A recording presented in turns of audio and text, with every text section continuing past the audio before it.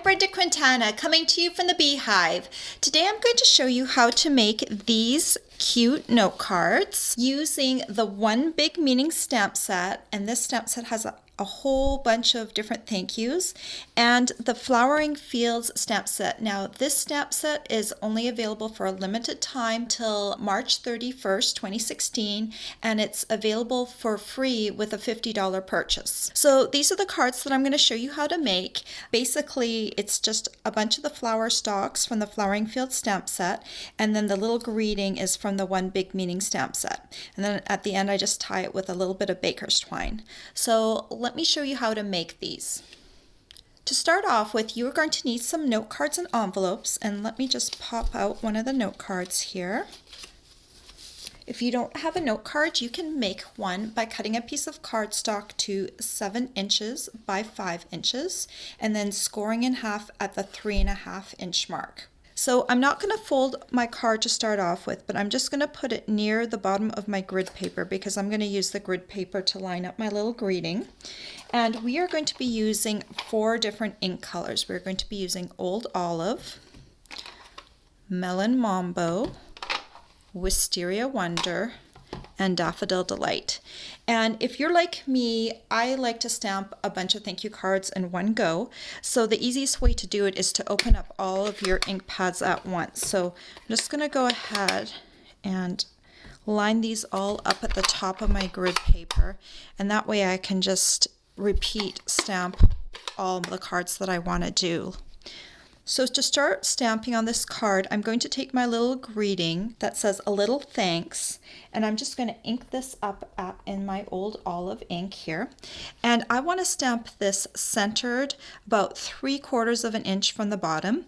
So on my grid paper, I will just count 3 squares up from the bottom, and then just make sure that I've got it fairly centered. And then just go ahead and stamp that like that. Then I'm going to take my long flower stalk, and I'm just going to ink this up in Melon Mambo ink. And I'm going to line up my flower stalk just beyond the S of my thanks and about maybe 1/4 of an inch above it. Like that. Then I'm going to take this green leafy stalk, and I'm going to ink it in Old Olive. And I'm going to bring it in fairly close, even overlapping just a little bit. It's going to look like it's overlapping, but there's always a bit of an edge on a rubber stamp, so it's not going to actually overlap. See, it was overlapping when I was coming down, but the actual stamp just makes it really close to it. And then I'm going to take my last flower stalk, which is the shorter flower stalk, and ink it up in Wisteria Wonder. And again, I'm just going to kind of have it just a little bit overlapping in my view, and then stamp it down right next to it. Finally, we just need to stamp this little butterfly, and I'm using Daffodil Delight here. I'm just going to put this little guy right up at the top like that.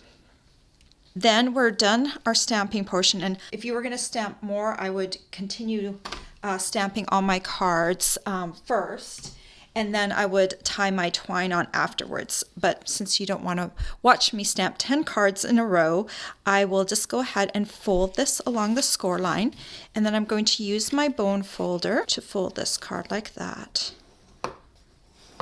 And then I'm going to take some Old Olive baker's twine, and I'm just going to need about maybe 16 inches. Let me cut that off. I'm using my grid paper as a measuring tool down at the bottom. And then I'm just going to bring this around to the front. If the bow's not in the exact place you want it, you can always shift it afterwards. And I'm just going to tie my baker's twine. I use some locking tweezers that I found in the jewelry department at a craft store, and that just helps me lock my knot in place while I'm tying my bow.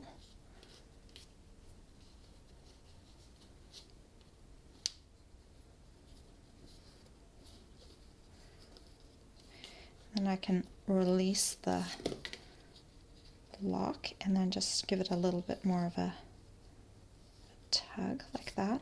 And then I can just trim off the end like that. And there you go, a great little card that it's easy to make multiples of. All the supplies you'll need to make these cute note cards are available for purchase on my blog. I hope you've enjoyed this tutorial. Bye for now.